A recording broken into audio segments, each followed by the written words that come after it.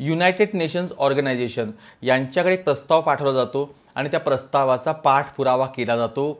जेवढे महत्त्वाचे कागदपत्र आहेत ते सगळे दिले जातात। एवढं केल्यानंतर दिनांक 11 डिसेंबर 2014ला युनायटेड नेशन्सकडून तारीख डिक्लेअर होते आणि ती म्हणजे 21 जून हा भारतामध्ये आणि पूर्ण जगामध्ये योग दिवस म्हणून साजरा केला जातो। And then it's like a threshold that was overcome and people say yes, yoga is good.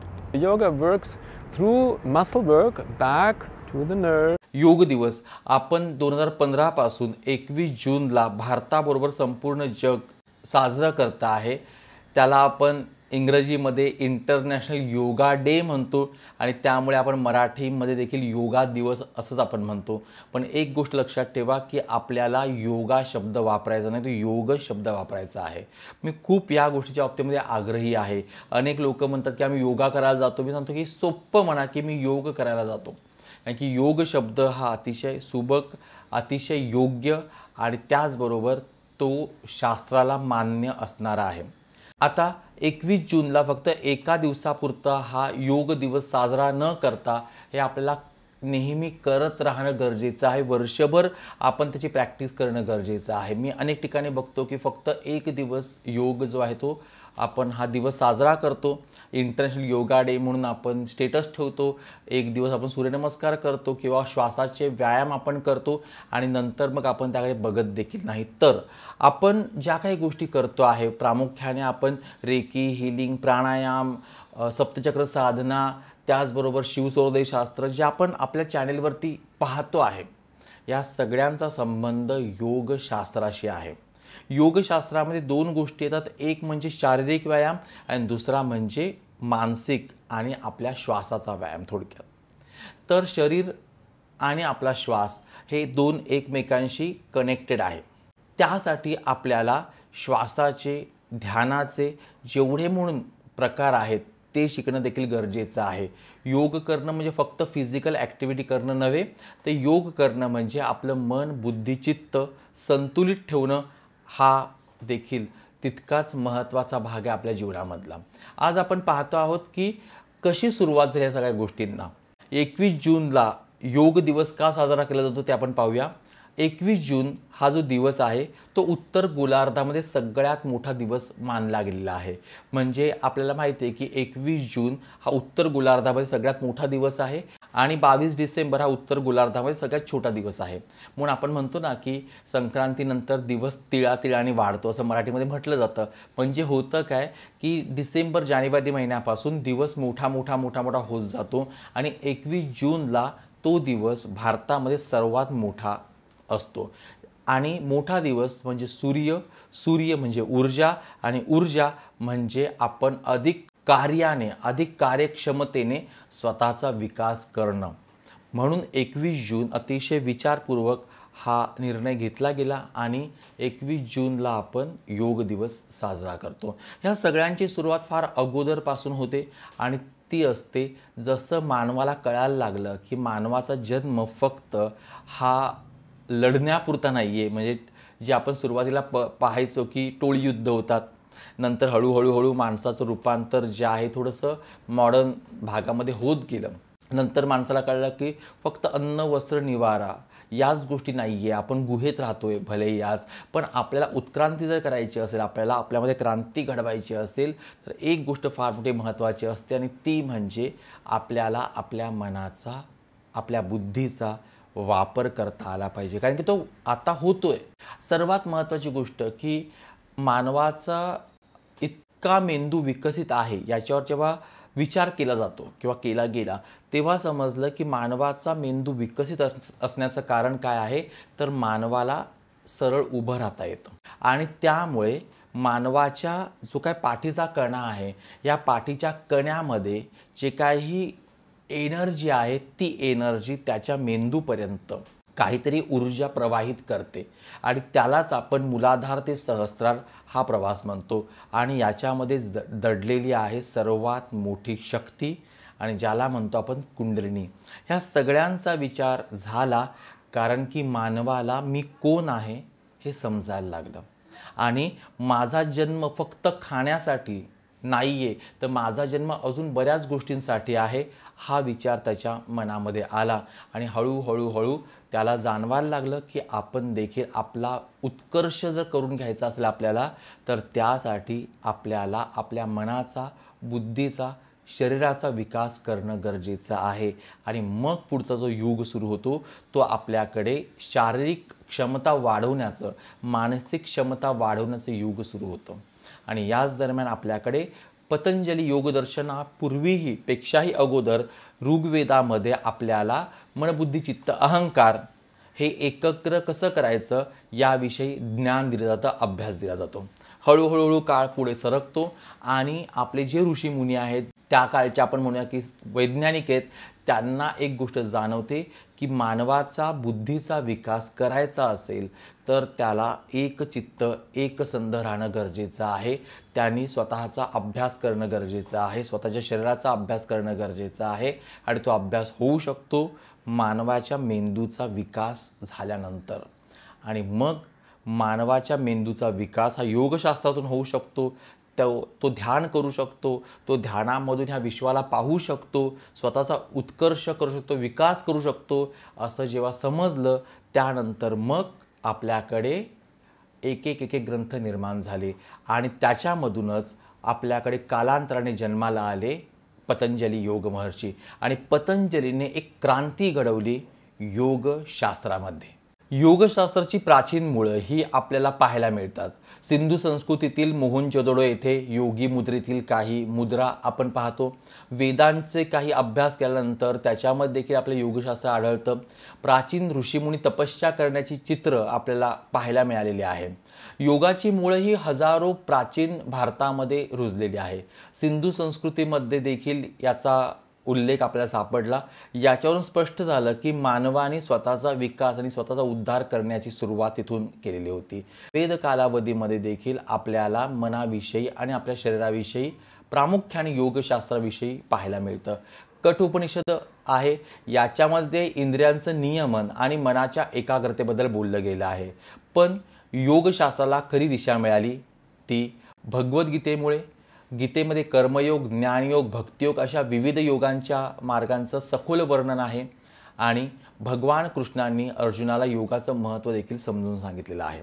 पुढे पतंजली यांचा आपण योगशास्त्राचा अभ्यास होतो आणि पतंजलीने अष्टांग योग आपल्याला दिले. योगाला एक वैज्ञानिक आणि पद्धतशीर रूप देण्याचं काम महर्षी पतंजली यांनी केलं. दुसऱ्या शतकामध्ये त्यांनी लिहिलेलं योगसूत्र हे योगशास्त्राच्या तत्त्वज्ञानाचा आधारस्तंभ मानला गेला आहे. पतंजली महर्षींनी आपल्याला योगशास्त्राचे 8 नियम समजावून सांगितले. यम म्हणजे नैतिक नियम, नियम म्हणजे आत्मशिस्त, हे स्वतःचे नियम आहेत. आसन म्हणजे शारीरिक मुद्रा, प्राणायाम म्हणजे श्वासावर नियंत्रण आणि श्वासाचे व्यायाम थोडक्यात, प्रत्याहार इंद्रियांना नियंत्रण करणं, धारणा म्हणजे एकाग्रता कॉन्सन्ट्रेशन, आणि ध्यान मेडिटेशन, आणि त्यानंतर समाधी म्हणजे परमोच्च अवस्था. या अंगाच्या अभ्यासाने व्यक्ती शारीरिक, मानसिक आणि आध्यात्मिक प्रगती करू शकते. आणि याच्यातूनच आपल्याला समजायला लागला आहे की म्हणजे मानवाला समजलं की मानवाचा विकास हा होऊ शकतो योगशास्त्राच्या आधारावरती. आणि त्यानंतर मग मानवाने मागे वळून पाहिलंच नाही. तुम्हाला एक गोष्टीचा अनुभव असेल की माणसांची क्रांती ही जशी होत गेली त्याला 2 कारणं महत्त्वाची आहेत. एक कारण म्हणजे की मानवाचा हा जो अंगठा आहे हा असा झाला आहे ना, असा झाल्यामुळे त्याची मूठ तयार झाली. आपण आज अशी मूठ करतो, अशी मूठ करतो, मूठ तयार झाली. आणि मूठ तयार झाल्यामुळे तो कोणतीही गोष्ट पकडू लागला. ओके, त्यामुळे त्याची पकड तयार झाली. त्यानंतर मेंदू विकसित झाला त्याचबरोबर त्याचा, आणि चाकाचा शोध लागला. चाकाचा शोध हा मानवी क्रांतीमध्ये महत्त्वाचा मानला जातो. आणि चाकाचा शोध लागल्यानंतर मग माणसाने मागे वळून पाहिलं नाही.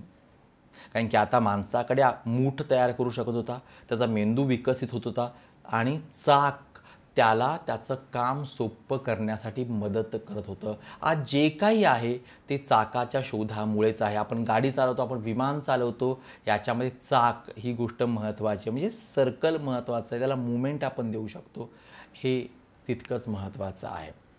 आणि त्यानंतर मग आपण जे काही आत्ता पाहतो आहे की पतंजली सारखे महर्षी इथपर्यंतचा प्रवास, हा प्रवास माणसाला करणं शक्य झालं.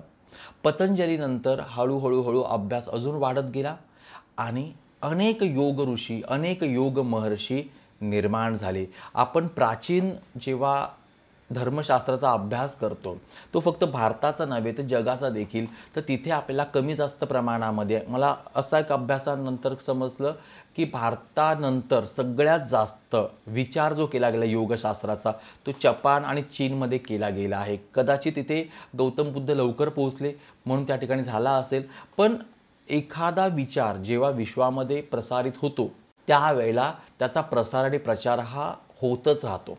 महर्षी पतंजलीनंतर युगात योगशास्त्राच्या अनेक शाखा विकसित झाल्या. त्यापैकी हठयोग ही महत्त्वाची शाखा ठरली.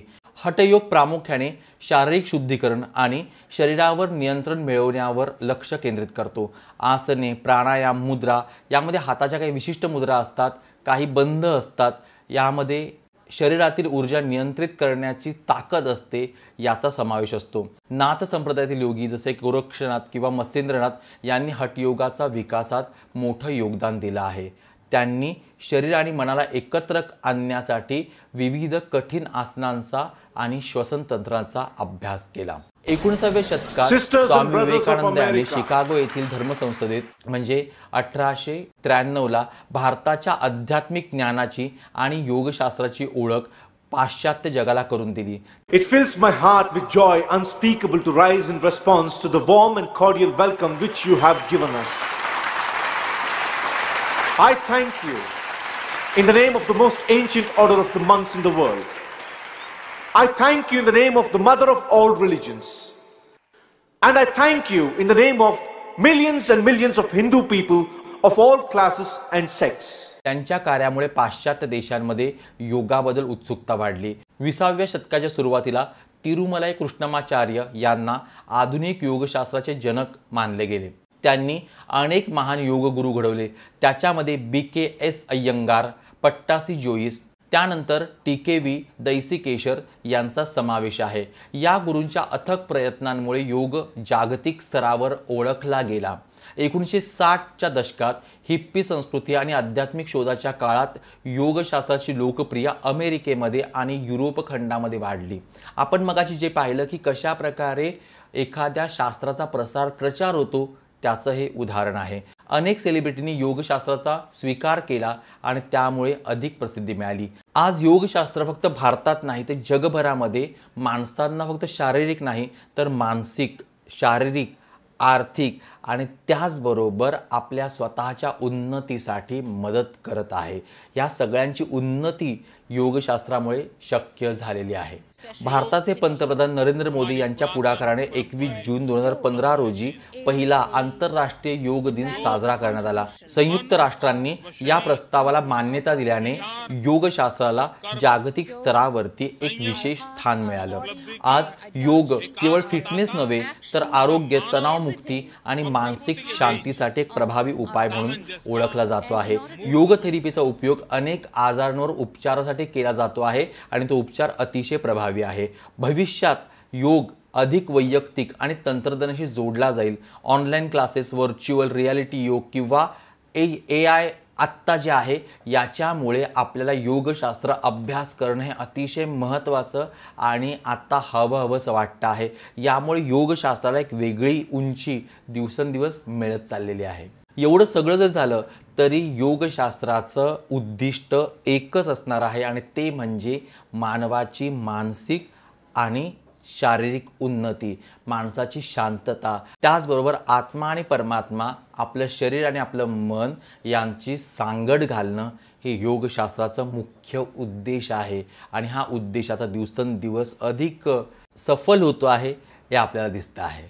तर असा हा योगशास्त्राचा प्रवास प्राचीन काळापासून सुरू होऊन आधुनिक युगातही तेवढाच रिलेव्हंट राहिला, तेवढाच तो एकरूप राहिला. योग केवळ एक व्यायाम नाही तर ती जीवन जगण्याची एक कला आहे, एक तत्वज्ञान आहे जे आपल्याला स्वतःला आणि जगाला अधिक चांगल्या प्रकारे समजून घेण्यास मदत करतं. योगशास्त्राचा अभ्यास करताना एक गोष्ट जाणवते ते म्हणजे मानवाला आपल्या स्वतःची आणि या विश्वाची एनर्जी म्हणजे ऊर्जा समजली आणि ऊर्जेचा खेळ काय आहे, ऊर्जेचं महत्त्व काय आहे हे समजलं आणि यामुळेच माणसाची अजून उन्नती होत गेली. आपणही ज्या वेळेला सप्तचक्र शिकवतो, रेकी शिकवतो, त्यावेळेला आपण या सगळ्या गोष्टींचा विचार करतोच. आपण अष्टांग योग साधनेचा विचार देखील करतो, पण त्याचबरोबर आपण ऊर्जा म्हणजे काय, जागतिक युनिव्हर्सल ऊर्जा म्हणजे काय, आपल्या शरीरातील ऊर्जा म्हणजे काय याचा देखील आपण विचार अधिक प्रमाणामध्ये करतो. जेव्हा ह्या गोष्टींचा आम्ही अभ्यासाला सुरुवात केली त्यावेळेला एक गोष्ट खरंच जाणवली आणि तो अभ्यास करताना मी तुम्हाला खूप थोडक्यात सांगितलेलं आहे, पण हा अभ्यास करताना खरंच अनेक वेळेला अंगावर रोमांच उभे राहतात की आपल्या पूर्वजांनी कोणत्या आधारावरती एवढा अभ्यास केला असेल, त्यांनी ह्या ऊर्जेला कसं ओळखलं असेल. खूप सखोल हा विषय आहे.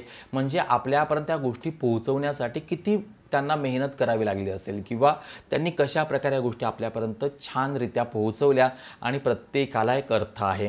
आणि त्याचबरोबर आधुनिक कालावधीमध्ये देखील अनेकांनी जे योगशास्त्राच्या माध्यमातून आधाराने उन्नत केलं, हा अभ्यास अजून सोपा केला किंवा हा किती रिलेव्हंट आहे, किती एकमेकांशी मिळता जुळता आहे प्राचीन शास्त्राची आणि आधुनिक शास्त्राची याचा विचार केला.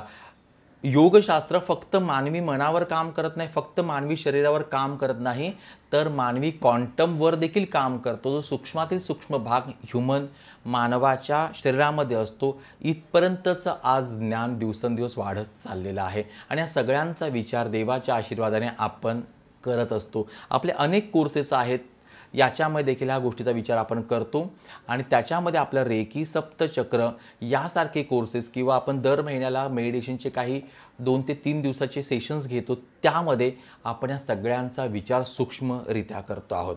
या व्हिडिओच्या माध्यमातून मला एकच गोष्ट सांगायची आणि ती म्हणजे की फक्त 21 जून एका दिवसापुरता सेलिब्रेशन डे साजरा न करता हा योग जर आपण आपल्या दैनंदिन आयुष्यामध्ये आणला, असं नाही की दररोज तुम्हाला प्रॅक्टिस करायची योगशास्त्राची, दररोज हे सगळे आसनं करायची नाही. ज्या दिवशी शक्य त्या दिवशी आणि उरलेला जो दिवस आहे, उरलेला जो वेळ आहे, ज्या दिवशी तुम्हाला शक्य होणार नाही आहे त्या दिवशी प्राणायामाच्या माध्यमातून आपण सप्तचक्रांच्या माध्यमातून आपण आपला उद्धार करू शकतो. कारण की योगशास्त्रामध्ये श्वासावर खूप जास्त भर दिलेला आहे, कारण की श्वास आपल्याला आपलं जीवन समृद्ध करण्यासाठी मदत करत असतो. त्यामुळे श्वासाला टाळता कामा नये. आजचा व्हिडिओ पर्पज एकच होता की एक दिवसापुरता योग दिवस साजरा न करता तो आपल्या जीवनाचा अविभाज्य घटक झाला पाहिजे. तर हा व्हिडिओ जो आहे तो अधिकाधिक जणांना शेअर करा, ज्याच्या माध्यमातून योगशास्त्राबद्दलचं महत्त्व आपल्या जीवनामधलं काय आहे ते आपल्याला समजत राहील. हा व्हिडिओ तुम्हाला कसा वाटला आहे नक्की सांगा. त्याचबरोबर योगशास्त्राचा तुमचा जो काही अनुभव आहे तो अनुभव देखील शेअर करा, कारण की योगशास्त्राचा प्रत्येक अनुभव हा पॉझिटिव्हच असतो आणि ते जो योगशास्त्र अवलंबतो त्याला तो बरोबर समजलेला असतो. तुम्ही योग करता का, तुम्ही प्राणायाम करता का, तुम्ही योगासनं करता का, ह्या सगळ्यांविषयी तुम्ही बिनधास्त कमेंट करा. लक्षात घ्या, आपल्याला जे मिळालेलं आहे ते एका ध्यानातून, एका तपश्चर्येतून मिळालेलं आहे, आपल्या पूर्वजांच्या तपश्चर्येतून. ते आपल्याला आता पुढे घेऊन जायचं आहे. तर कमेंट नक्की करा, तुमचे अनुभव जे असतील ते नक्की कमेंट करा, कारण तुमच्या कमेंट वाचून इतर जण देखील त्याच्यावर फोकस होणार आहे. भेटूया पुढच्या व्हिडिओमध्ये. तोपर्यंत स्वतःची काळजी घ्या, मस्त राहा, बिंदास राहा, आनंदी राहा आणि त्याचबरोबर अजून एक गोष्टीची कमेंट नक्की करा की 21 जूनला तुम्ही कशा प्रकारे हा दिवस साजरा केला. तुम्हाला 21 जून म्हणजे जागतिक योग दिनाच्या हार्दिक शुभेच्छा. धन्यवाद.